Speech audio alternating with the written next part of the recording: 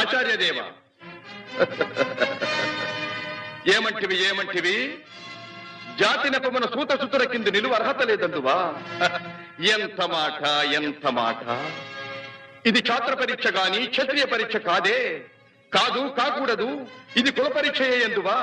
నీ తండ్రి భరద్వాజుని జననమెట్టిది. అతి జుగుప్సాకరమైన నీ సంభవం ఎట్టిది.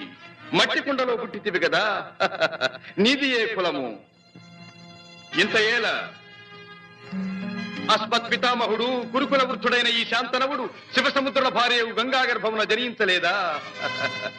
ఈయనదే కులము. నాతో చెప్పింతివేమయ్యా? మా వంశమునకు మూల పురుషుడైన వశిష్ఠుడు దేవవేశ్యకు ఊర్వశీపుత్రుడు కాడా?